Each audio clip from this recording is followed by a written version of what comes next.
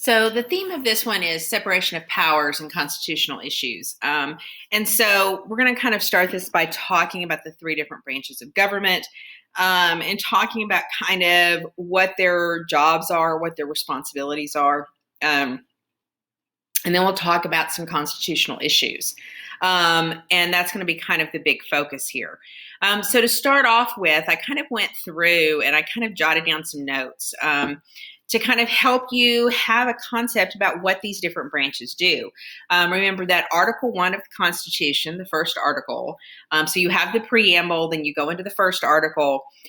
It defines what the legislative branch does. The legislative branch is made up of Congress, right? And it has the power to pass laws, taxation. They control spending. They approve nominees to the executive cabinet, the judicial branch. They have committees that work on legislation. They have oversight over all things government. And they have the power to declare war.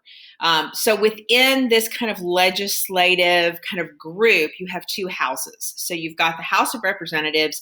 This is a much bigger chamber. These are the ones that are voted on, have always been voted on by the people within communities and districts.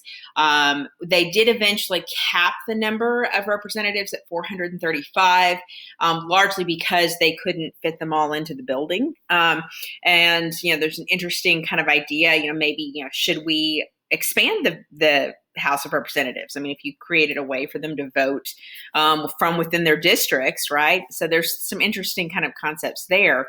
But what happens is you have 435 members. These are voting members. There's 6 non-voting members. So territories like Puerto Rico, Washington, D.C., they don't have representatives that can vote. They just have representatives that can kind of speak to what's going on there. And representatives serve 2-year terms. And specifically, the House controls taxes and revenue. So they're in charge of the money. They control the purse. They can impeach federal officials, federal judges, all that kind of stuff. So they can, if they think somebody's doing wrongdoing, they can formally impeach them. This is like going before a grand jury, right? And if there's an electoral college tie, the House of Representatives chooses the presidents. What is interesting about the House is the Speaker of the House is the third in line to the presidency. So, you have the president, the vice president, and then the Speaker of the House. And it's after that you start to have different cabinet officers that become eligible to become president. The other house is the Senate that has a fixed number. There's 100. Remember, this is the product of the Great Compromise back in 1787. 100 members, 2 per state. They serve rotating six-year terms, right? So in any given year, only a certain number of people are up for election. And they approve the executive cabinet, judicial nominees. They ratify treaties. If somebody's been impeached, they hold the trial. Until 1913 and the passage of the 17th Amendment, they were chosen by state legislatures, but with the 17th Amendment, they are now elected by popular vote. And I made a few notes here. A bill has to pass both houses identically. In other words, it can't read different from the House to the Senate. It has to be identical before it can be signed by the president. That's why it's so difficult to get legislation passed, because everything has to be just the same, right? They have committees. So all these different committee groups, those are created to work on legislation, and they are intended to provide oversight. That's one of the jobs of Congress, is to oversee what the government's doing, make sure the government's not getting out of line, not wasting money, not being corrupt, right? So they direct spending, investigation powers. They can veto presidential actions. No, they can't veto. They can override a veto. That's what that should say. Override. Veto. That's what that should say. So they can, if the president does override something, they can basically, with 2/3 majority, override it. They can also, institute the amendment process. And they have a government accountability office, right, that helps make sure that the government's, spending money wisely. So that's kind of a run through of what the legislative branch does. Largely based on making laws, spending money, and oversight. The president, the executive branch, he has specific roles: commander in chief. He establishes spending priorities. Now, he doesn't control the purse, but he can say, this is what I want to spend money on. He's in charge of executing the laws, of the force behind carrying out laws. He can sign them into force. Is required to give a State of the Union speech. He can nominate cabinet level officials, executive office, nominate Supreme Court justices. He's kind of the go-to person for foreign diplomacy and foreign functions. And he also helps oversee global trade. And I kind of made a list beneath that of all the main cabinet offices, and then the offices that are also that are just as powerful as cabinet level, but they're not exactly the same. So you kind of have an idea of what all goes under the executive branch. So the executive branch is not just the president. It's the people underneath the president that help carry out these executive functions. And so you want to be familiar with kind of that they're about executing the laws, executing the conduct of government, that kind of thing. And then lastly, you have the judicial branch. This is and I think I've mentioned this before, was not, Article 3 is not well defined. You can change the number of justices. That's not set in the Constitution. It does require the Supreme Court of the United States. So you do have the Supreme Court. Congress is allowed to create however many lesser courts that they need to. So they have federal district courts that are underneath, that don't have the final word like the Supreme Court does. And there's a federal court of appeals system. So if you don't like a federal law, you can go to the appeals court. So a case that gets to the Supreme Court has typically gone through federal district courts, federal appeals courts, maybe a couple of those, and then gets to the Supreme Court. So it's really kind of complicated to get something before the Supreme Court. Congress does control the jurisdiction. And approves judge nominees. And the big function of the judicial branch is to interpret laws in the Constitution. So the executive branch execute the laws, the legislative branch makes the laws, and the judicial branch evaluates the laws, right? And so they each have these unique roles and responsibilities. And so this relationship between the different branches has changed. It depends on what time period you're talking about. And I just kind of went through several different time periods that we've talked about this semester, and kind of mentioned, if it was strong for the executive branch, if it was strong for the legislative branch. And you can see it kind of goes back and forth, right? So you go from a strong executive to a strong legislative. The Gilded Age is a really long period of strong legislative power. Wilson, Teddy Roosevelt, Taft, and Wilson, the progressive presidents, they were strong. Taft less so, but still.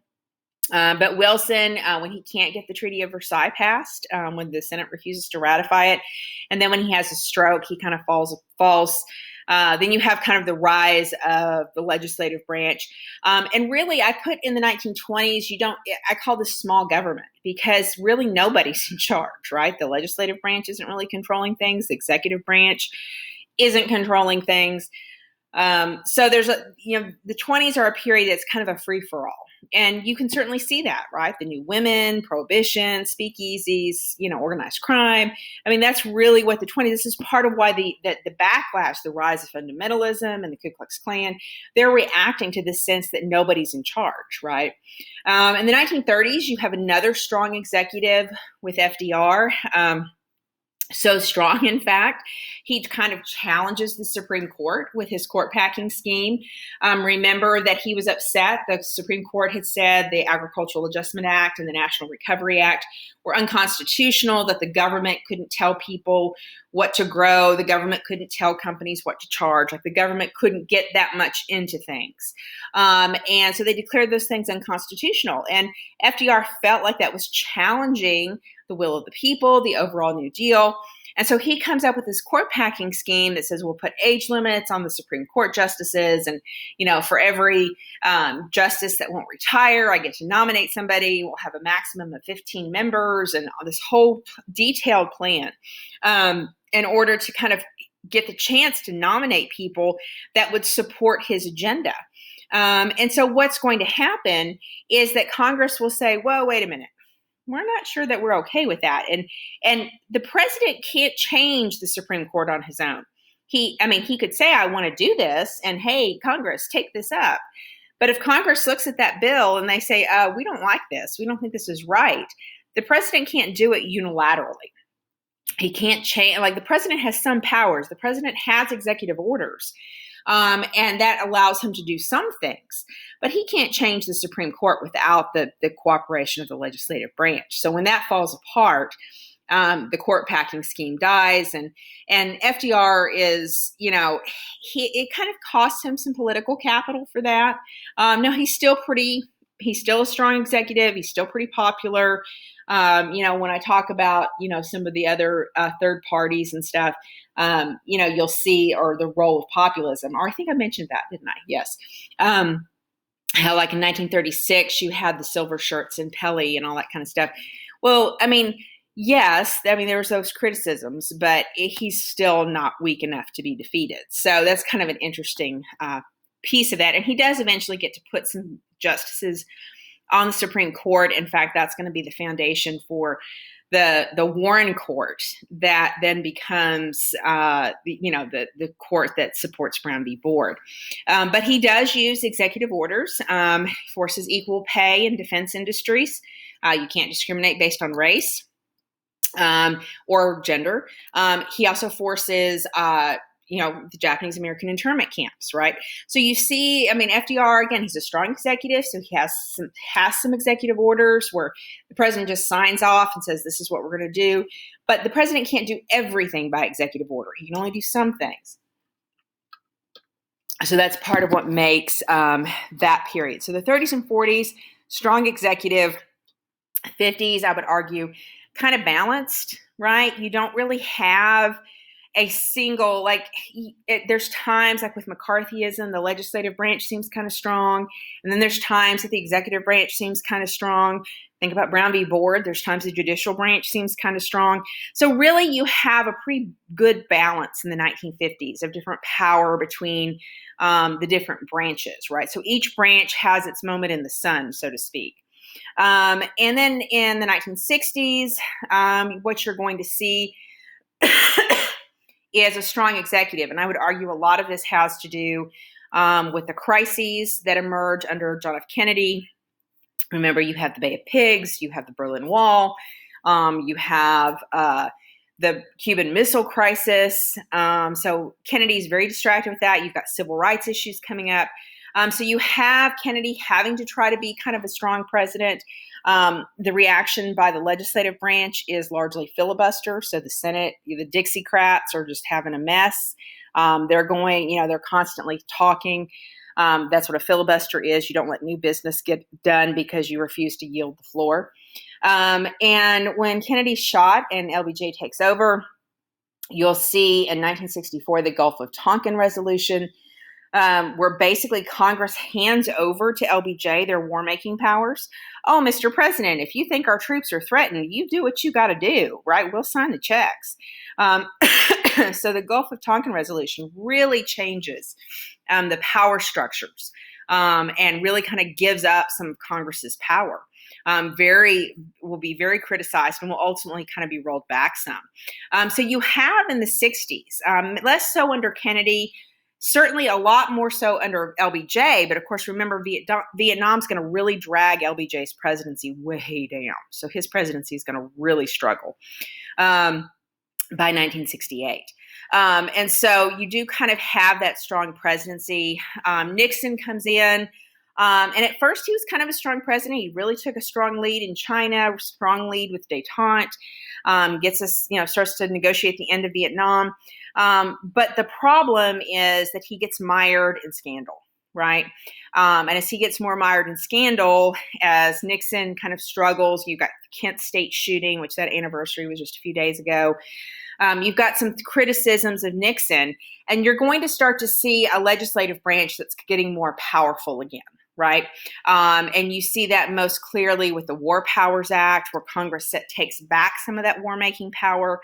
They say, okay, Mr. President, you can only commit troops for 90 days. Then you have to get congressional approval or we cut the money off, right? And so the War Powers Act is Congress kind of taking that power back. The Watergate hearings that really kind of pull out what was going on with Nixon and his reelection campaign in '72 is going to lead to the resignation of Nixon.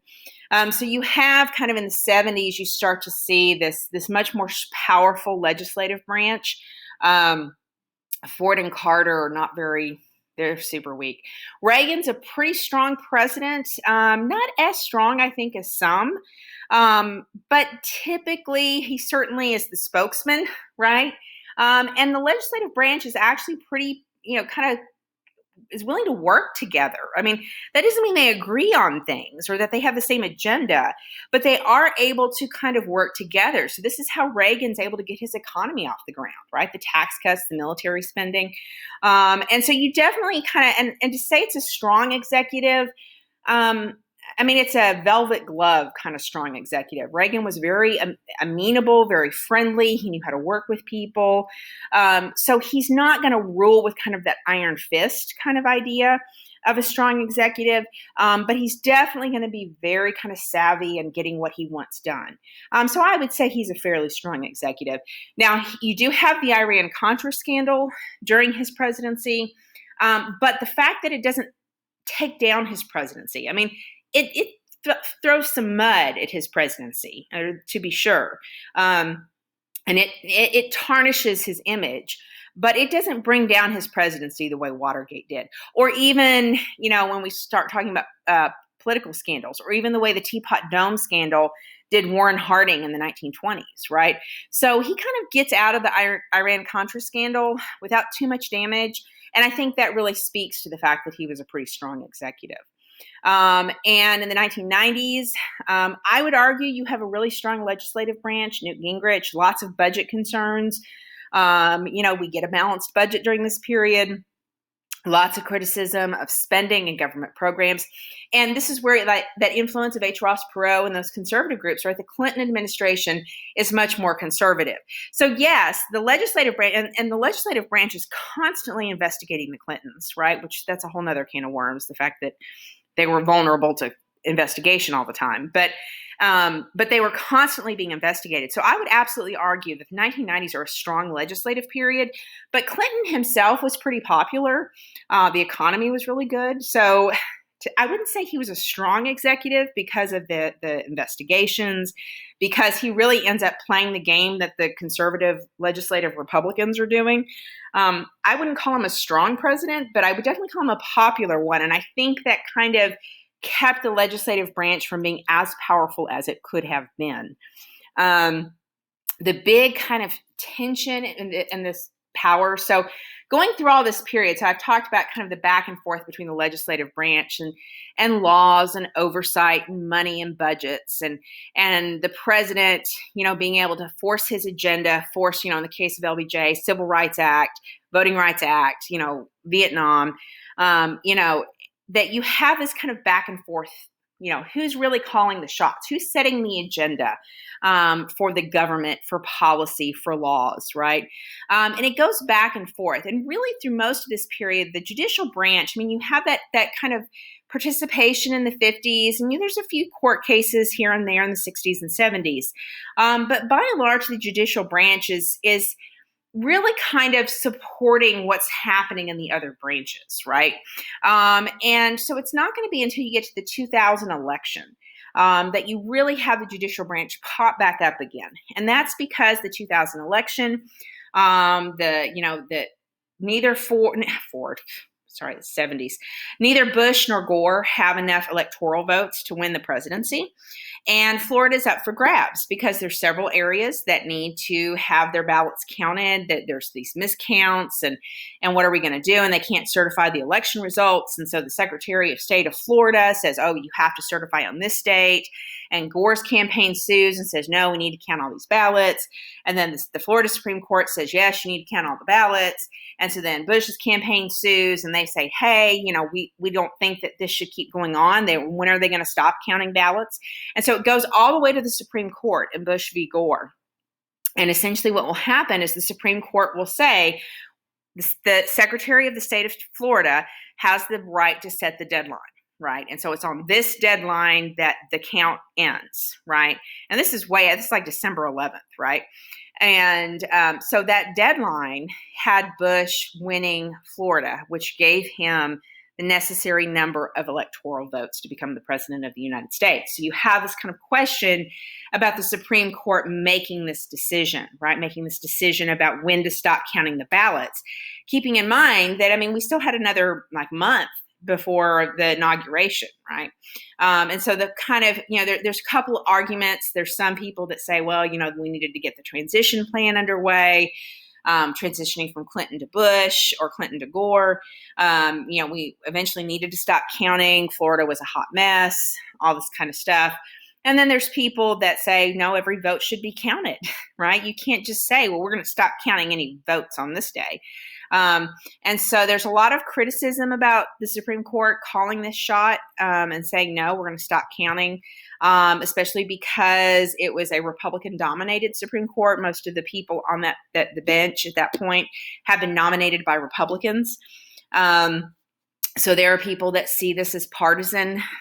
I don't know. I mean, tells you this is part of the issue with the Electoral College, right? And the fact that we don't have a remedy in this situation, it's hard to say. But the 2000 election does kind of interrupt. The Supreme Court comes in and the judicial branch says, no, this is how this election is going to go. Doesn't go to the House of Representatives. I mean, that could have been another option. It could have gone to the House. The House could have decided the election. And so this is something that's outside the bounds of the Constitution, right? In a lot of ways. And so is this constitutional? Is it not? It's debatable, right? There's constitutional scholars that talk about it. So you go from the 2000 election. The 2000s, I would argue, is a strong executive period. Bush really sets the agenda. No Child Left Behind. After 9/11, he is, the spokesperson for the United States. He gets, broad military authorization from the legislative branch. Congress gives him I don't remember the name of the law. It was 2003. It's military authorization, blah, blah, blah, blah, blah, something. But they give him broad powers to fight terror, right? Fight terrorism. And so it's that allows him to go into Iraq and Afghanistan. You have the Patriot Act, which allows the government to surveil, monitor our computer traffic, monitor our phones. The FISA courts, some of what's happened with Donald Trump's administration have been questions about these secret warrants, what are called FISA, warrants, and those come out because of the Patriot Act, right? The creation of the Department of Homeland Security and really the militarization of the police force happens because of this, right? So you really have kind of this strong executive through most of Bush's administration. Now, Hurricane Katrina, his administration gets a lot of criticism. That kind of hurts him some. Still would argue he's a fairly strong executive. Even when you get to the economic crisis of 2008, which, the Republicans took the blame for 2008, right? But it's still Bush who uses his strong executive office to get the bank bailout, right? He's the one who does this whole kind of getting all the legislators together, getting all the banks together and saying, this is how we are going to handle this problem. So I would argue that Bush 43 is actually a strong executive. And some people don't want to paint him that way. They want to paint him as more foolish. And he certainly did not always speak very well.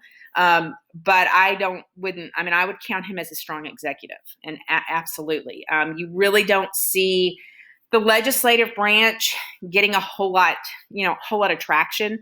You do start to see some of the dysfunction, and I won't bore you with discussions about the Senate in the early 2000s, but you do start to have a little bit of the back and forth that we'll really see take place under the Obama administration, right? So what happens to Obama with the legislative branch is largely due to some of the early attempts of that, of the legislative branch trying to stop a strong executive.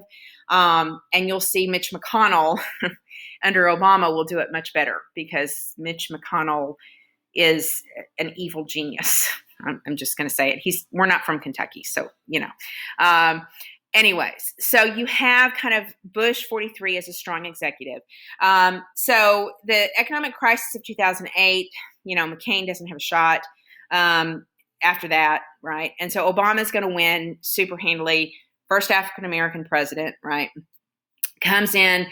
Democrats sweep all three branches of, or the all three houses, the White House and the two houses of the legislative branch. So at first he gets some big things done, the American Recovery and Reinvestment Act, that kind of, pseudo New Deal kind of approach we've talked about already. The Affordable Care Act, major health care reform comes out of this period. So you have some legislative strength in conjunction with Obama.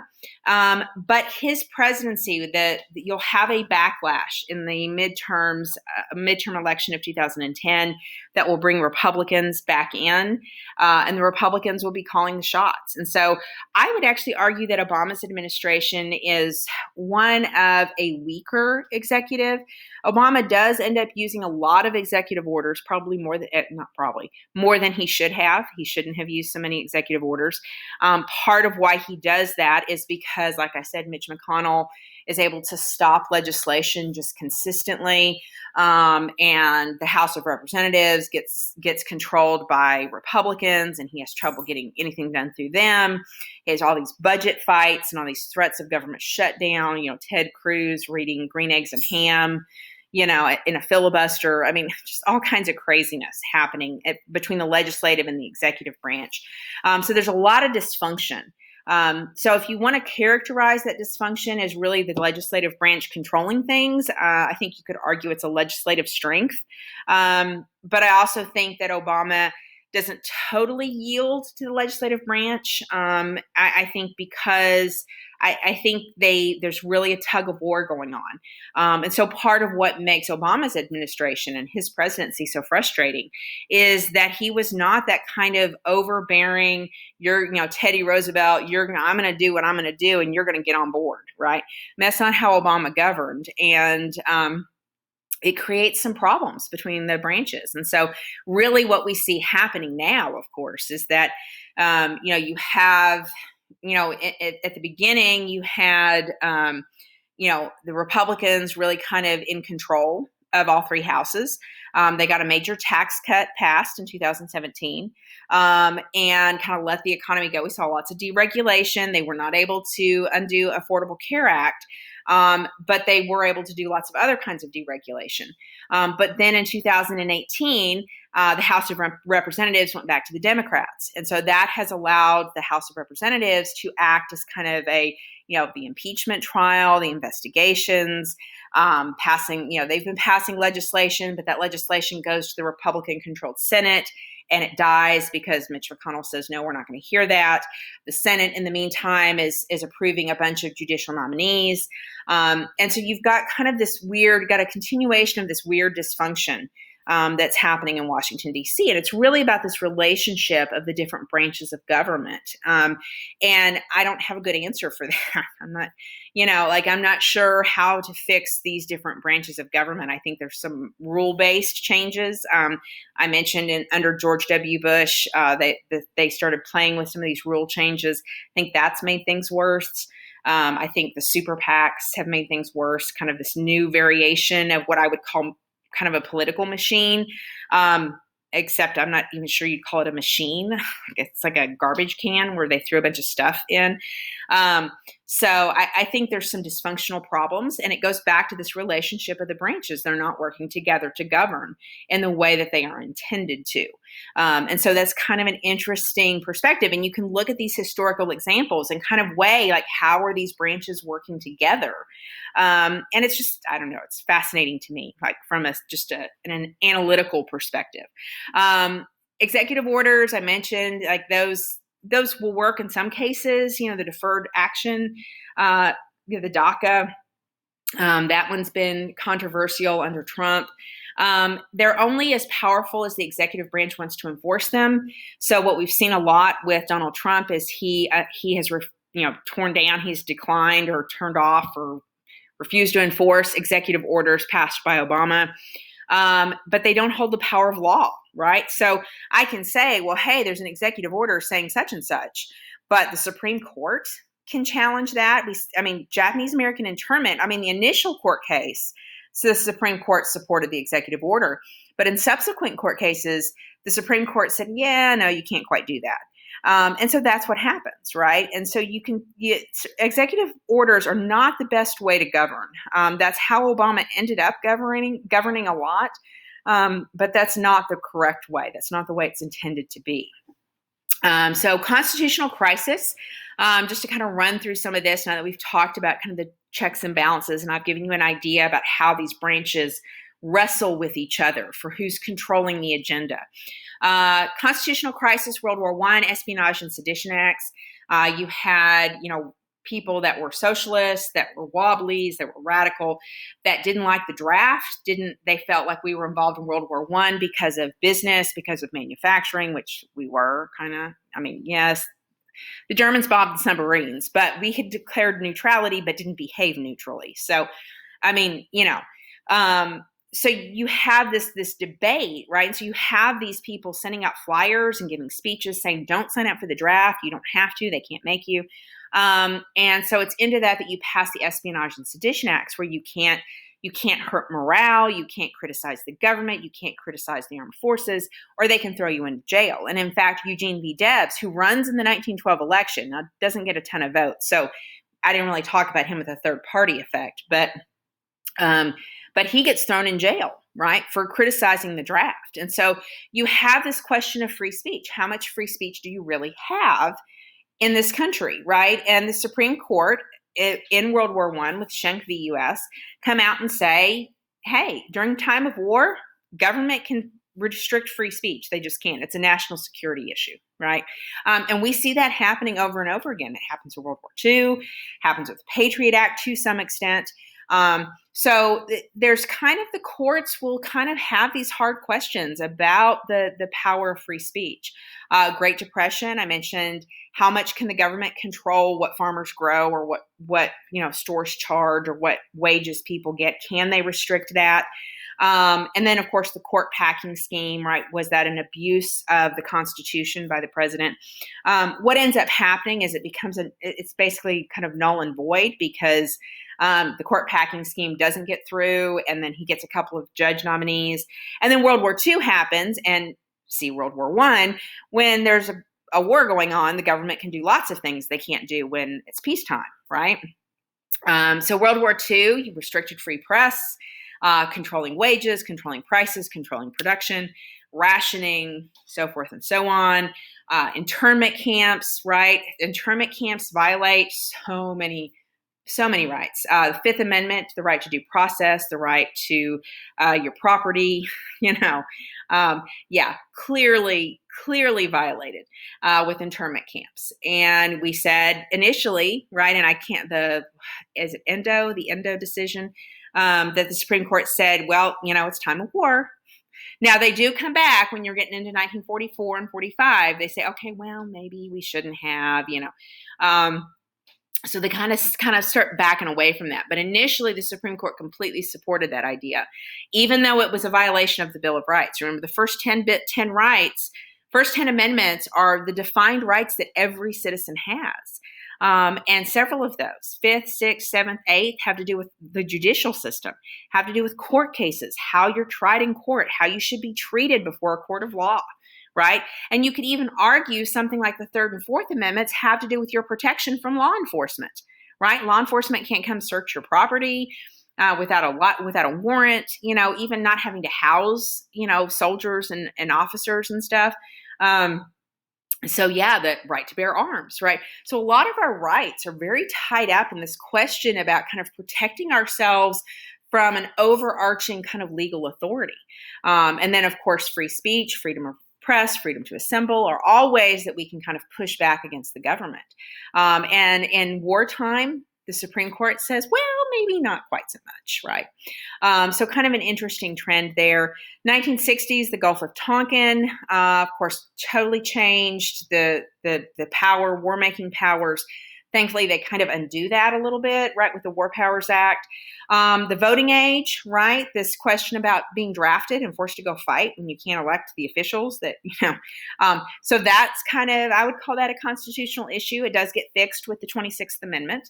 And then you've got issues of free press, the Pentagon Papers that come out in 1971 that clearly, like Nixon tried to oppose the release of those papers constantly. If you've ever seen The Post, right, that's all about the Pentagon Papers. This is part of why I say he's kind of not really a strong executive, because he spent so much of his presidency fighting in courts to try to preserve executive privilege, and yet he always lost, right? And so he's forced to release these State Department papers that ironically didn't even criticize him. They criticized, Eisenhower and Kennedy and LBJ, who basically lied to the American public about why we were involved in Vietnam. And so you have this tension of the free press, right, with the Pentagon Papers and all that kind of stuff, and issues about protest and how much protest is appropriate, and how, all these kinds of questions from the 60s and the Vietnam era. And then, of course, 9/11, the Patriot Act, national security and surveillance. What is our right to privacy in a period of big data? Right? We've seen this talking about COVID. Should we use apps that track where we've been so we know if we've been exposed to COVID? Right? And some people are like, yes, this is a way to prevent illness, and then other people are saying, well, I don't want data companies having all that, although they probably have all that anyways, right? So there's lots of interesting questions coming into the 21st century about privacy and your right to your own data, and the convenience that we have with these phones, So lots of interesting kind of questions, and this idea of liberty versus security. And that's kind of the last kind of conclusion question they have. I don't know that I really have. I think that's something for you to think about, right? Where do you value liberty? Where do you value social security? Not in the terms of retirement, but in terms of society, how secure our society is from outside attack, or in the case of coronavirus, from internal attack. Do we all have a stay-at-home order and we all stay shut in to prevent the spread of the virus? Or do we say everybody has liberty and we're not going to control what people do? I would argue that's really so we start off, right? We shut things down and we say, okay, everyone stay at home. And then the economy crashed. And now everyone's going, oh, wait a minute. We want people to have liberty to spend money. And so now we have liberty. And I don't have a good answer. I have my own personal opinion, but that really doesn't matter. It's how you interpret that. What's more important, security and safety versus liberty and the freedom to do and go and be what you want? And where do those things kind of intersect? Where does the government inhibit liberty with just cause or without just cause? Or where does liberty put us in danger? And I don't know, but those are things you're going to have to start thinking about and kind of wrestling with as you become voting age, because those questions are not going to go away. They're going to continue on into 2030, 2040, all that kind of stuff as you start to have your own families. So that's it for section 2. Section 3 is pretty short. They don't have quite as much to go through. So anyways,